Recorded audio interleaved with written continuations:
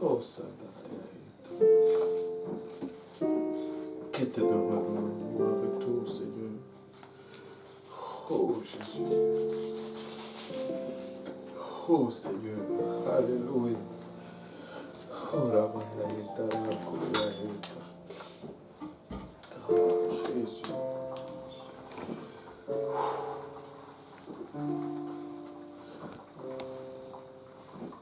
Alléluia, Seigneur Jésus.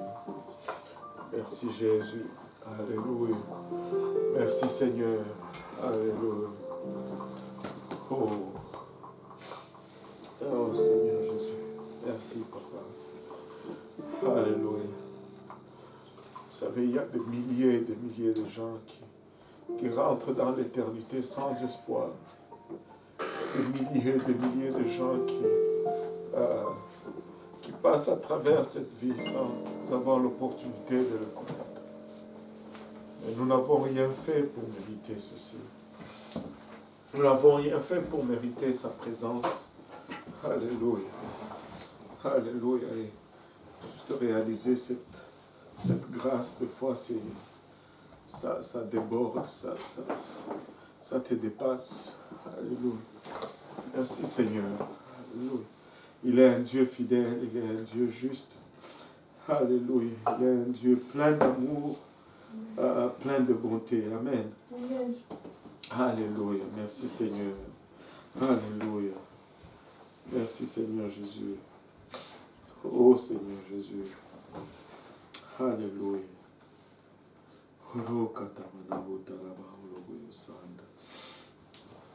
Oh Jésus. Ouf. Alléluia. Merci Seigneur. C'est quelque chose que de vraiment ressentir cette présence et réaliser encore une fois.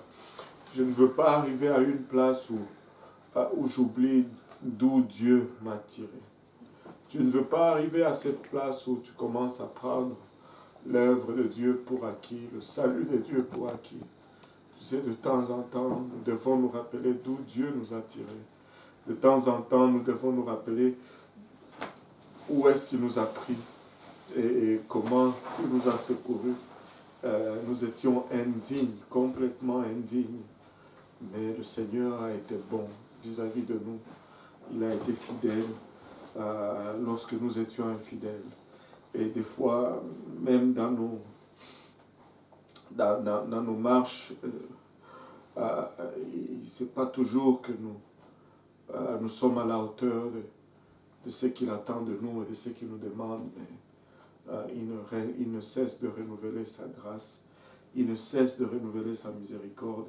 Il est vraiment digne de tout honneur et il n'y aura pas d'amour qui va dépasser l'expression que le Seigneur a témoignée vis-à-vis de nous, en tout cas. Alléluia. Bienvenue à cette étude du lundi soir. Nous souhaitons la bienvenue à tous et nous avons été intensement dans les... non. La semaine passée, on a fait la suite sur l'unicité la semaine passée et je ne sais pas s'il y avait encore des zones d'ombre ou qu'il y avait des questions en suspense quelque part. On va juste donner une dernière opportunité aujourd'hui pour cela, mais après nous allons devoir avancer un peu et nous allons devoir regarder autre chose. Aujourd'hui, je rends grâce à Dieu, je vais parler un peu juste un peu de ce qui s'est passé aujourd'hui. On va partager la parole du Seigneur et je me sens... c'est un peu difficile pour moi de m'éloigner de cette journée d'aujourd'hui et je vais parler vraiment dans ce sens-là, dans cette étude aujourd'hui.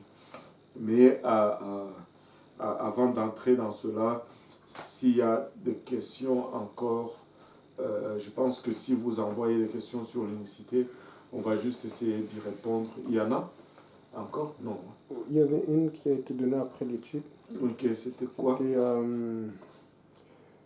pourquoi la Bible dit-elle que Jésus est le roi des rois, mais seulement le prince de paix? pourquoi obtient-il le titre de prince et non pas de roi? Ah, bon, ça c'est juste une phraséologie. Parce que quand tu dis roi de roi, moi je pense que si tu regardes en termes de royaume, le roi c'est l'être suprême. Mais quand tu dis la paix, bon, un prince, ben, il peut y avoir plusieurs princes, mais il ne peut y avoir qu'un seul roi. Et moi je pense que il n'y a pas beaucoup de valeur ajoutée à découvrir là dans cette question. La Bible dit il est le roi de Salem, tu vois. Le roi de Salem, c'est le roi de la paix. Donc le roi de Salem, Salem c'est la paix. Il est aussi le roi de la paix, mais des fois la Bible va utiliser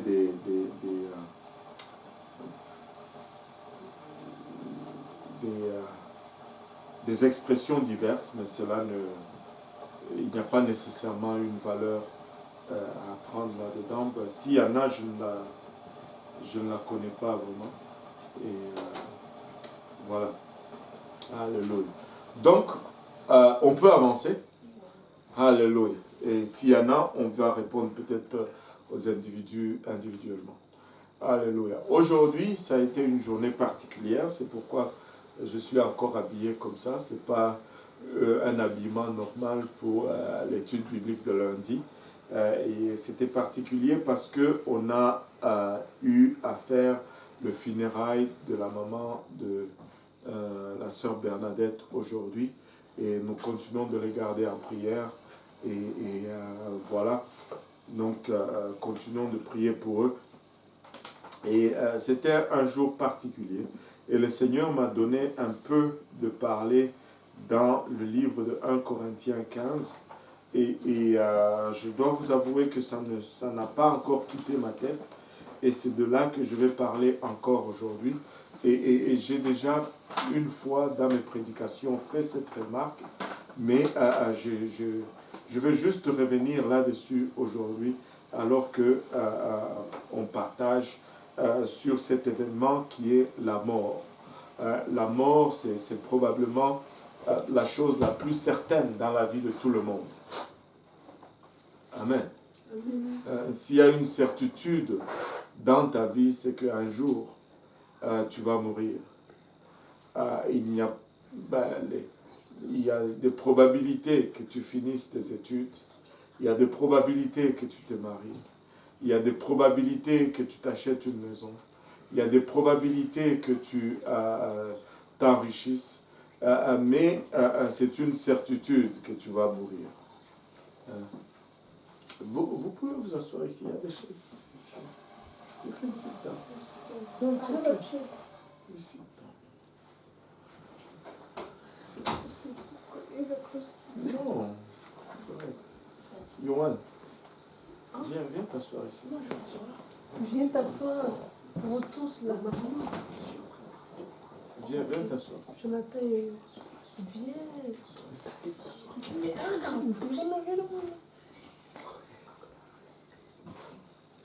Alléluia. Bon, alléluia. Alléluia. Voilà. Au moins, comme ça, j'ai moins l'impression que les enfants me fouillent, non? Alléluia. Hein? Oh no, that's okay. That's okay. You're fine. Praise God.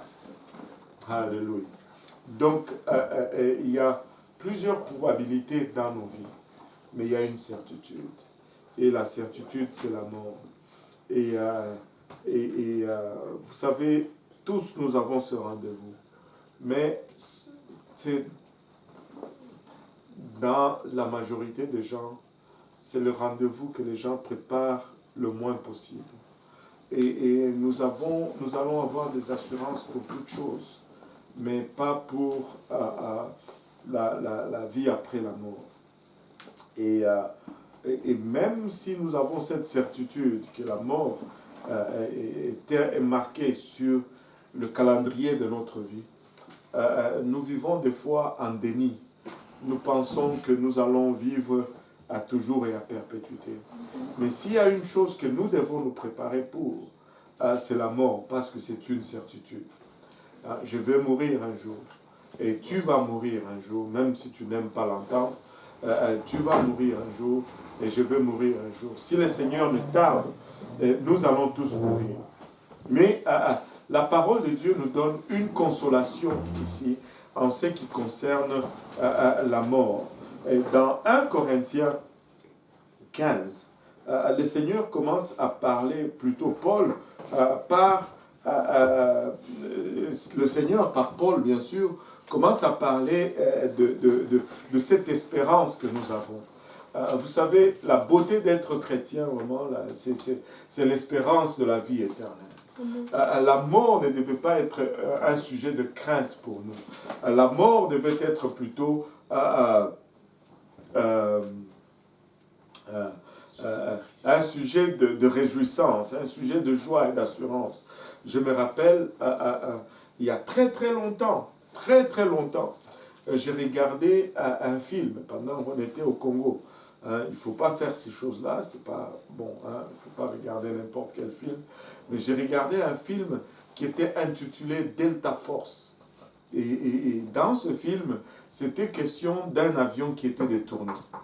Et un avion a été détourné par des terroristes. Et dans ce détournement, c'était des terroristes qui étaient genre palestiniens ou arabes qui n'aimaient pas les musulmans. Et malheureusement, dans cet avion, il y avait un curé et 2 religieuses.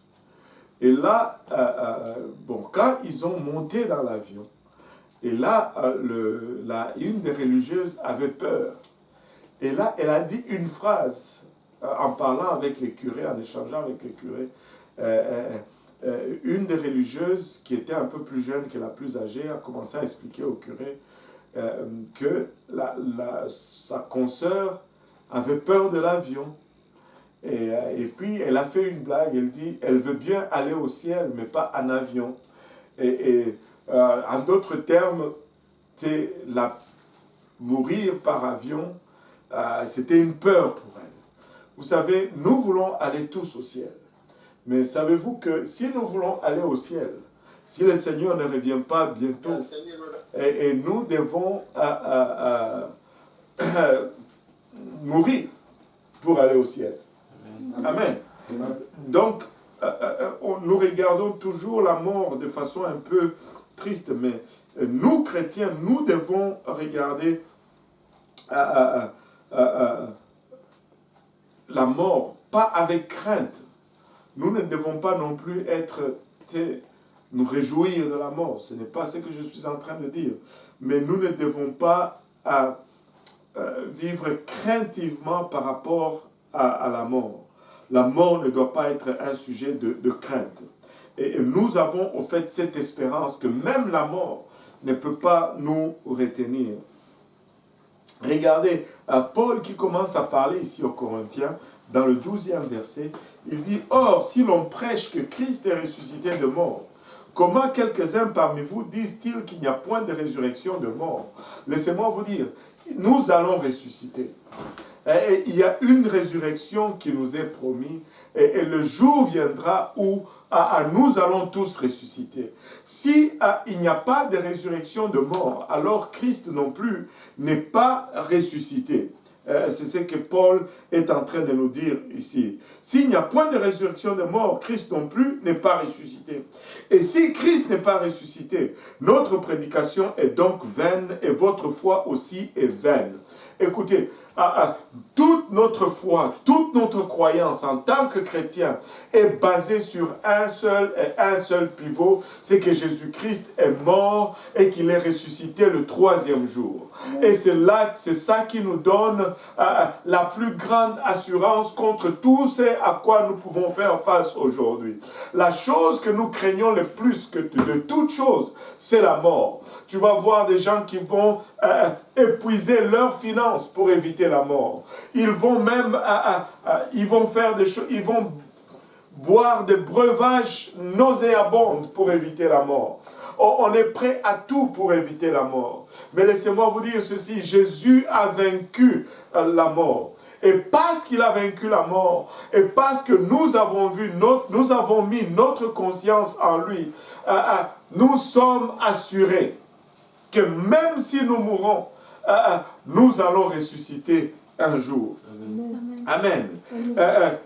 Il dit, Paul continue ici en disant au verset 15, il se trouve même que nous sommes des faux témoins à l'égard de Dieu, puisque nous avons témoigné contre Dieu qu'il a ressuscité Christ, tandis qu'il ne l'aurait pas ressuscité si les morts ne ressuscitent pas. Et Paul est en train de dire que si les morts ne ressuscitaient pas, nous serions des faux témoins vis-à-vis de Dieu. Nous aurions menti que Dieu a ressuscité Christ.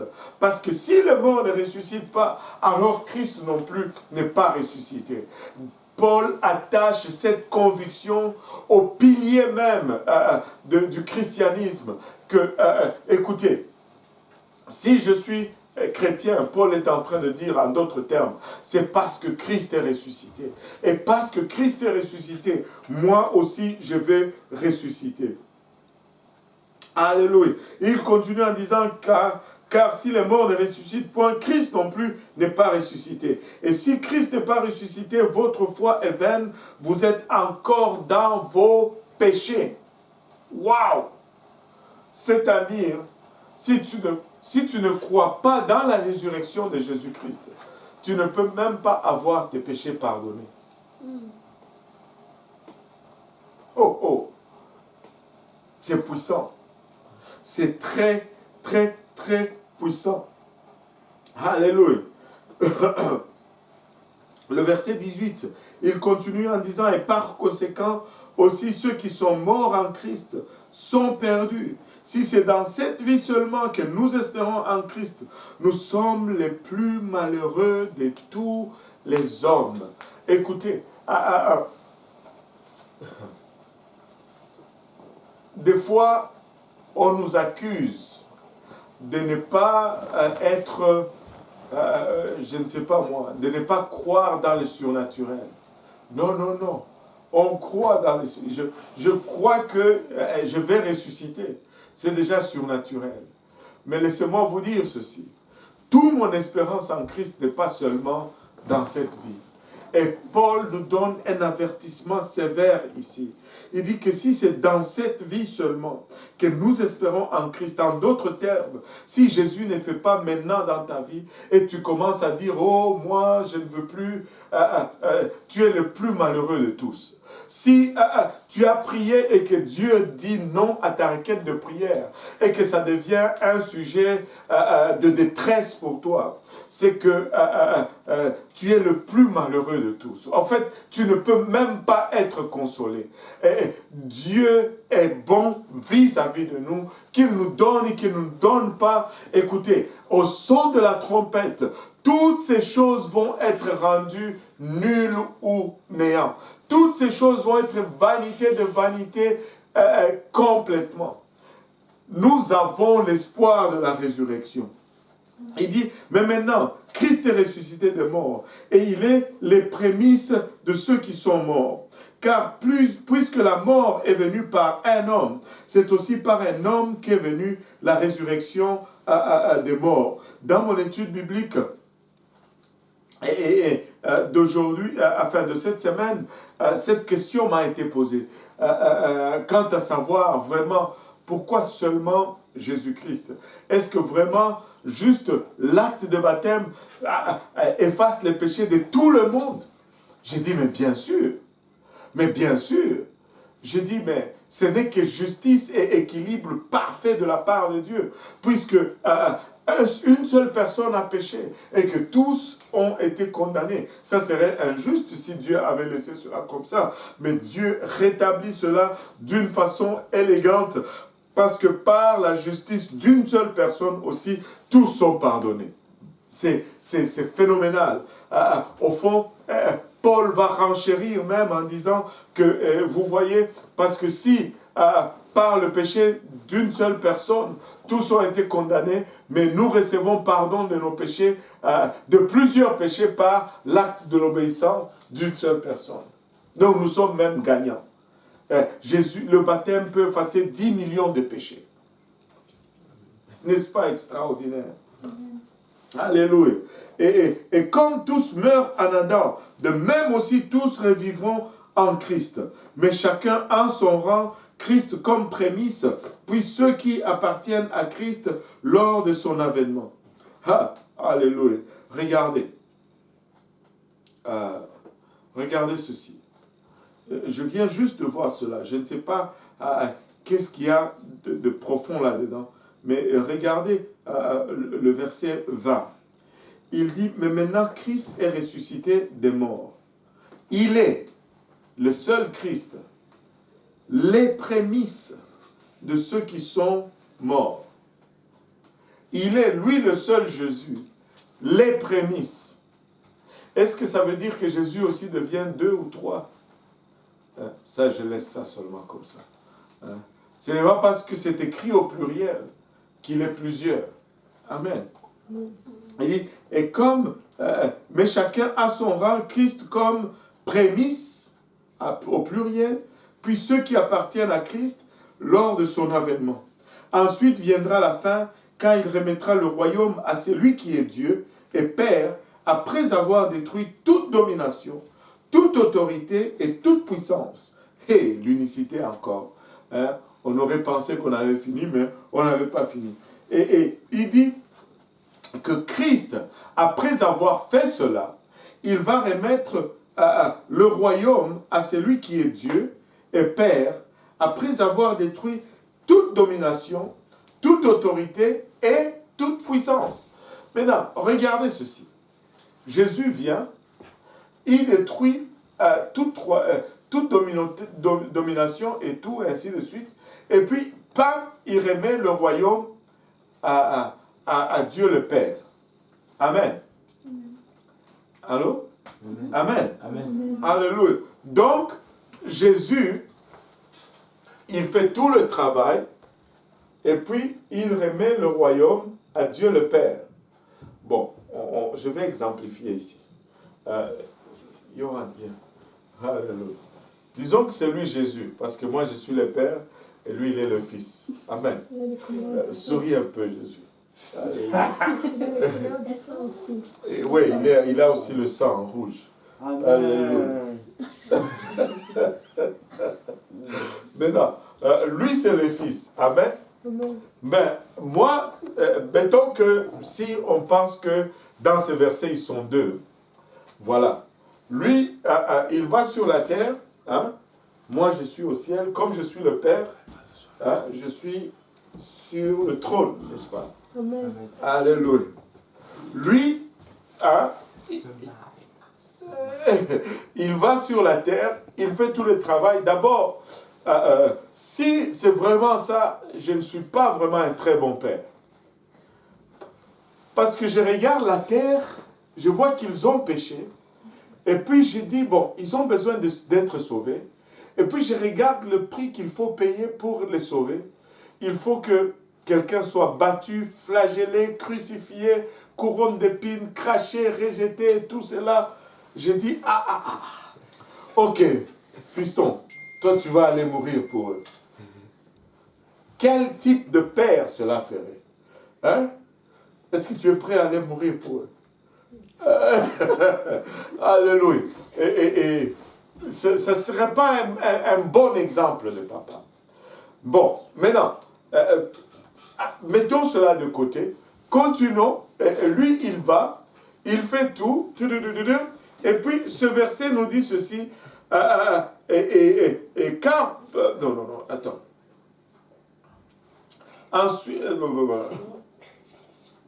Ensuite viendra la fin, quand il remettra le royaume à celui qui est Dieu et Père. Maintenant, quand il remet le royaume, c'est-à-dire, lui, il ne règne plus. C'est-à-dire, le Père, c'est lui maintenant qui règne. En d'autres termes, pendant que il faisait tout le travail, c'est lui qui avait le royaume. Il avait toute domination. Alléluia. C'est lui qui est sur le trône. Et maintenant, qu'est-ce qui arrive? Pour qu'il remette le trône ou le royaume au Père, il doit descendre du trône et le Père récupère le trône. Si tel est vraiment, c'est que s'ils sont deux. Or, qu'est-ce que nous voyons? Et dès le commencement, il n'y a qu'un seul trône. Et quand on voit en Apocalypse, qui est encore sur le trône? C'est Jésus. À tout moment où on voit, c'est l'agneau qui est sur le trône, c'est lui qui est sur le trône. Il va continuer à être sur le trône jusque dans l'éternité. Donc, ce n'est pas que le Père et le Fils sont deux entités différentes, que lui, le Fils, remet le rôle du trône ou le royaume au Père, et lui, il reste sans trône, parce que tu ne peux pas avoir deux trônes dans un royaume. C'est tout simplement que le rôle du Fils est fini. Il n'y a plus de rédemption à faire. Mais les deux, en fait, c'est le même. Cache-toi là. C'est le même. Il n'y en a qu'un seul. Ils ne sont pas deux. C'est juste un rôle qui est fini. Il n'y a plus personne à être sauvé. La mort est vaincue. Il n'y a plus de péché à racheter. Le rôle du Fils n'est plus. Et donc, le rôle du Fils cesse et la chair de Jésus disparaît. Maintenant, on le regarde, plutôt la chair de Jésus ne disparaîtra pas, mais le rôle de rédemption disparaît. Et Jésus, c'est le même qu'on va regarder et qu'on va voir. On ne peut pas voir le Père, parce que le Père est esprit. Celui qu'on va voir continuellement, ça sera toujours Jésus. C'est celui-là qui sera sur le trône. Il ne peut pas être assis à deux sur le trône. Ils ne vont pas partager le trône. Il va être seul sur le trône. Amen. Amen. Alléluia. Merci.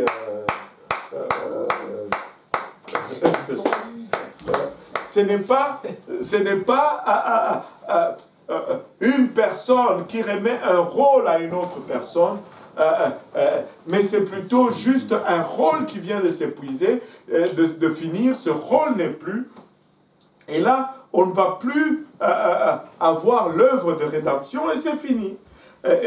Il dit car il faut qu'il règne jusqu'à ce qu'il ait mis tous les ennemis sous ses pieds. Et le dernier ennemi qui sera détruit, c'est la mort. Et lorsque la mort sera engloutie, tout sera fini. Il dit, Dieu en effet a tout mis sous ses pieds, mais lorsqu'il dit que tout lui a été soumis, il est évidemment que celui qui lui a soumis toute chose est excepté. Maintenant, laissez-moi vous dire ceci. Qu'est-ce que cela veut dire? Cela ne veut pas dire que le Père est là et que il soumet toutes choses au Fils. Mon Fils a disparu. Et là, ben, lui, il ne lui est pas soumis. Non, ce n'est pas ça. C'est encore une fois, c'est les deux natures, c'est les rôles. La chair ne sera jamais au-dessus de l'esprit. L'esprit, c'est la chair qui doit être soumise à l'esprit. Et l'Esprit de Dieu qui était dans sa plénitude, dans le corps de Christ, n'a jamais été soumis à la chair. Vous savez, notre problème à nous, c'est que nous faisons souvent le contraire. La Bible nous dit ceci dans le livre de Romains, que si nous avons l'Esprit de Christ, nous lui appartenons. Et ça dit un peu plus loin dans le même chapitre que ceux qui marchent selon l'Esprit sont appelés fils. Parce que tu peux avoir l'Esprit et ne jamais te soumettre à cet Esprit. Mais l'Esprit qui était en Christ était toujours au-dessus de sa chair. Mais combien de fois notre chair a le dessus sur l'esprit en nous? Combien de fois notre chair domine? Allons à l'église, non, je vais jeûnons, non, et tout le temps, nous cédons à notre chair. Mais avec le Seigneur, non. C'était l'esprit qui dominait la chair et non la chair qui était au-dessus de l'esprit. Et lorsque toutes choses lui auront été soumises, alors le Fils lui-même sera soumis à celui qui lui a soumis toutes choses, afin que Dieu soit tout en tous. Extraordinaire.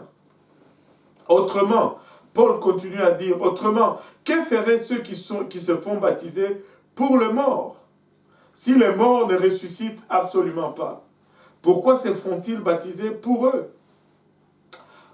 Maintenant, ça, ce verset est pris est mal interprété par un groupe de croyants qui baptisent les gens pour les morts. Ils vont aller dans leur église, ils vont dire, mon grand-père était mort, il ne connaissait pas le Seigneur Jésus-Christ, moi je vais me faire baptiser à la place de mon grand-père et pour que mon grand-père obtienne le pardon de ses péchés. Non, ce n'est pas ce que ce verset veut dire. C'est quand ce verset dit que, autrement, que feraient ceux qui se font baptiser pour les morts? C'est parce que si nous nous baptisons, c'est à cause de l'espérance que Jésus-Christ est mort et qu'il est ressuscité. C'est à cause de l'espérance que tous ceux qui nous ont transmis cette vérité, bien qu'ils soient morts, ils vont vivre un jour. Et nous disons, Dieu n'est pas un Dieu des morts, mais un Dieu des vivants. Pas parce que Abraham, Isaac, Jacob ne sont pas morts. Non. C'est parce que, bien qu'ils soient morts, ils ont cette espérance de la vie éternelle et leur dépôt est sûr dans le Seigneur. Alléluia. Et Paul continue en disant, et nous, pourquoi sommes-nous à toute heure en péril? En d'autres termes, Paul est en train de dire, ça ne ferait même pas de sens.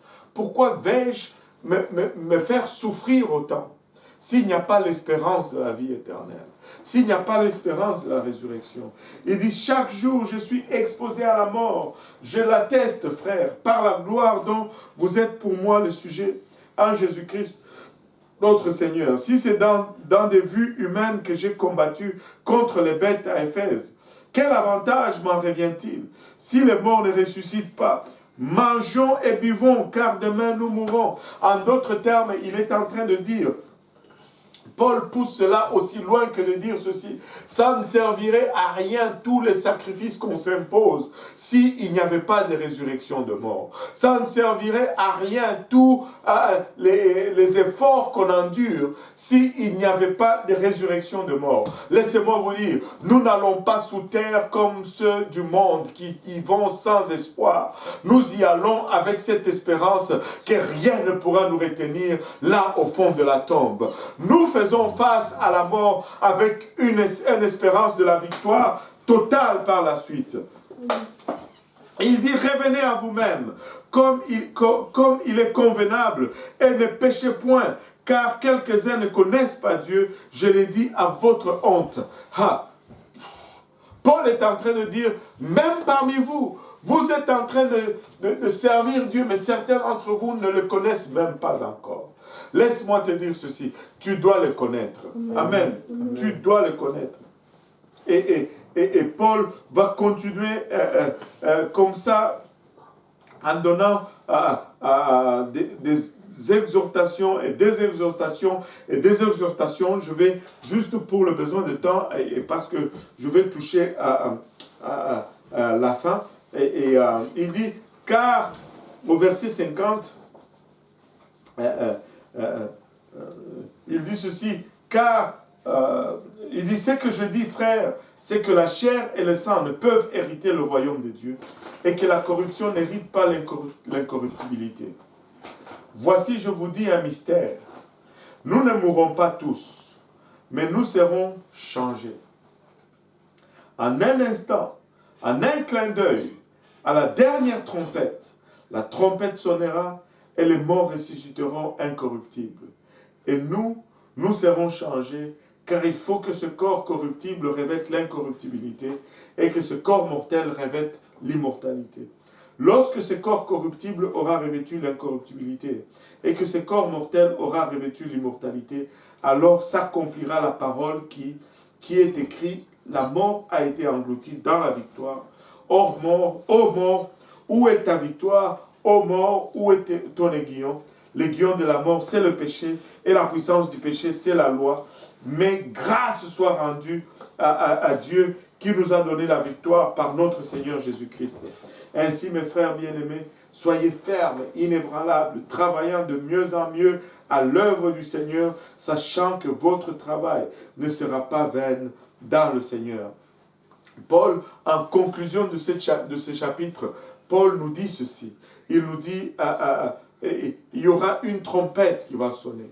Et quand tout cela va s'accomplir, ça va être avec une vitesse vertigineuse. Il dit, en un clin d'œil, la trompette va sonner. Un clin d'œil, je ne sais pas, j'oublie toujours la vitesse. C'est quoi un clin d'œil, c'est combien? Un quinzième de seconde, un dixième de seconde, un clin d'œil. 100 à 150 millisecondes. 100 à 150 millisecondes. Donc, 150 sur 1000.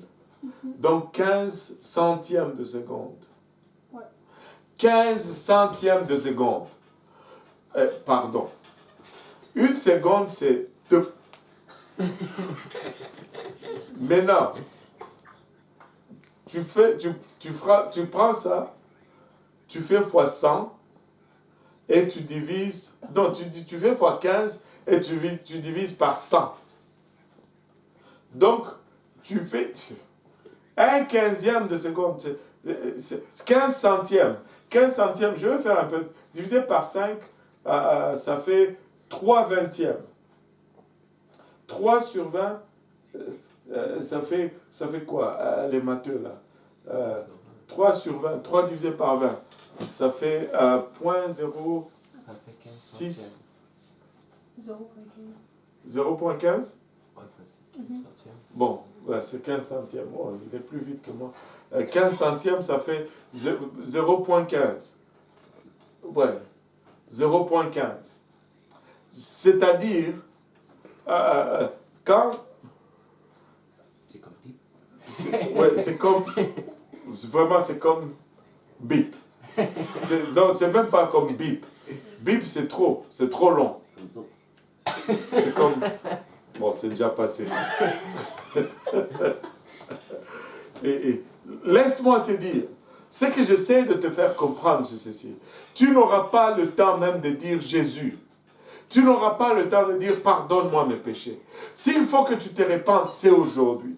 S'il faut que tu changes, c'est maintenant. S'il faut que tu plaides pour ton cas, c'est maintenant. Parce que tu n'auras pas de temps de réagir. Ça va être tellement rapide. Tellement rapide. Tu n'auras pas le temps de réagir. C'est le temps maintenant. C'est le temps maintenant. Mais maintenant, regardez ceci. Le chapitre 15 du livre de 1 Corinthiens est vraiment extraordinaire et complet. Et comme on dit souvent, le premier seront les derniers et les derniers seront le premier. Ben, c'est ce que je suis en train de faire ici. J'ai commencé par la fin pour finir par le commencement.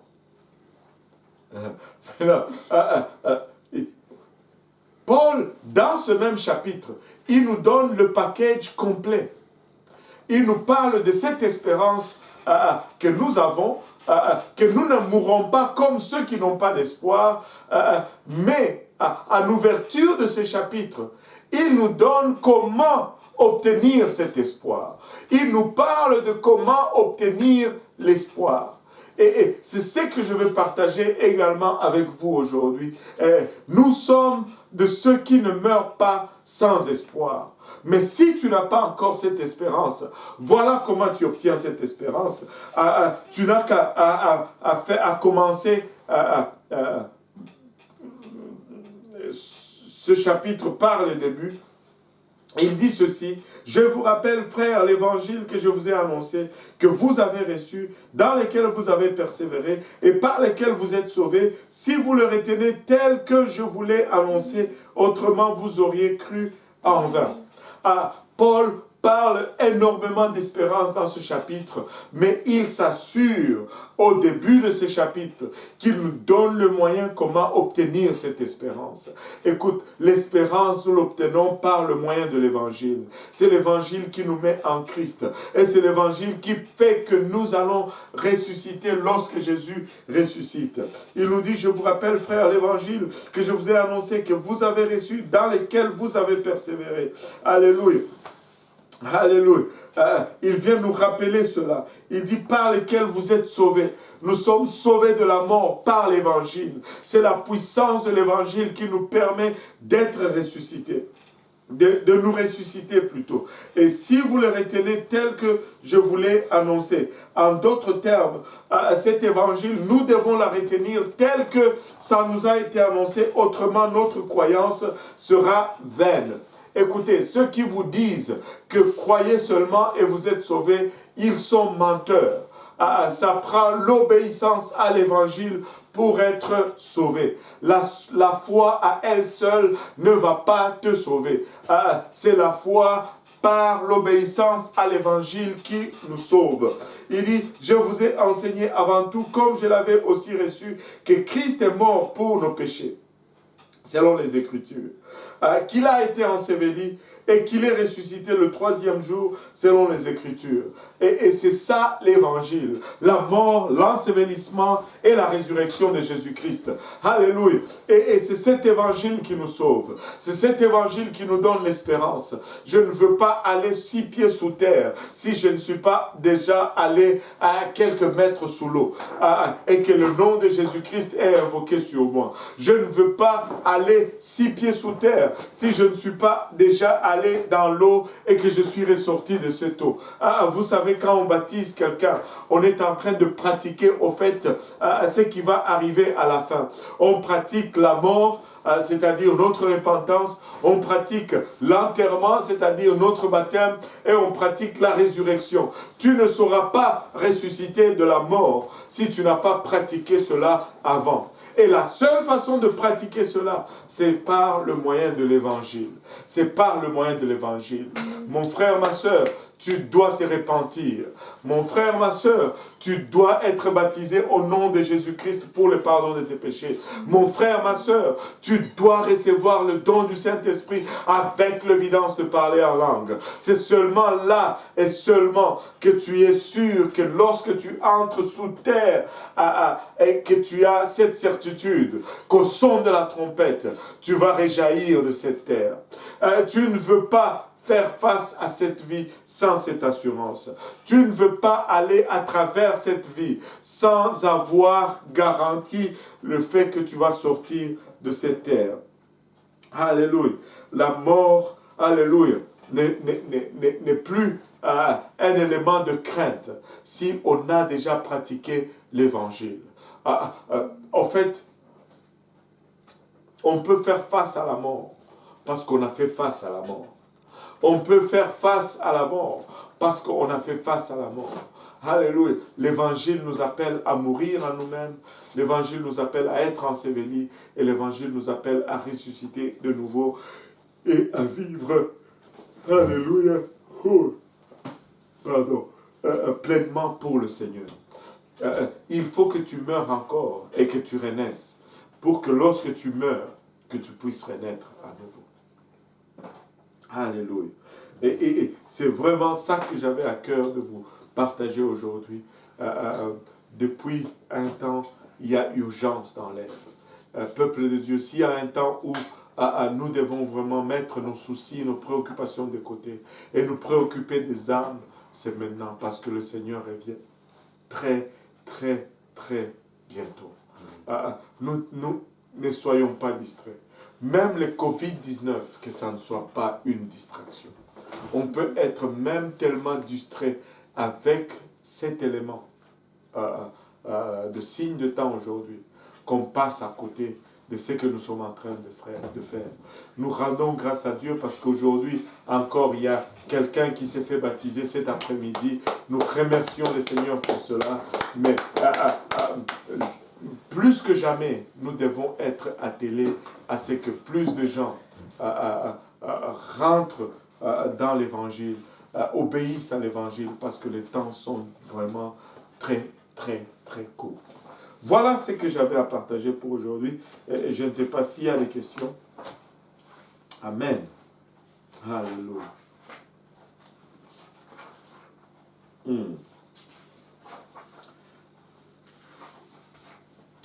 Le Seigneur est bon et le Seigneur est très fidèle. Alléluia.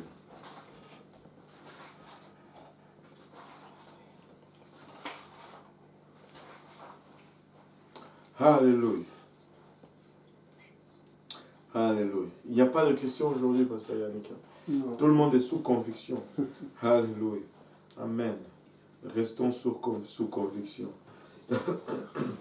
Pardon? On essaie de ne pas avoir peur de la mort.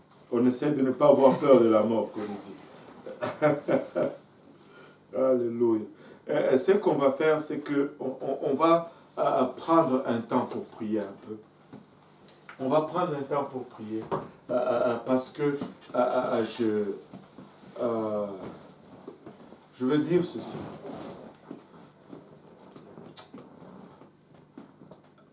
Prions pour que Dieu nous donne vraiment le sens de la priorité pour le temps que nous sommes en train de traverser. Parce que non seulement il faut faire les choses qui conviennent, mais il faut le faire de façon prioritaire. Il faut le faire de façon prioritaire. Que le Seigneur nous aide à ne pas être distrait, que le Seigneur nous aide à réaliser que nous jouissons de sa grâce, mais il y a plusieurs qui sont encore dehors. Élevons nos voix tous ensemble.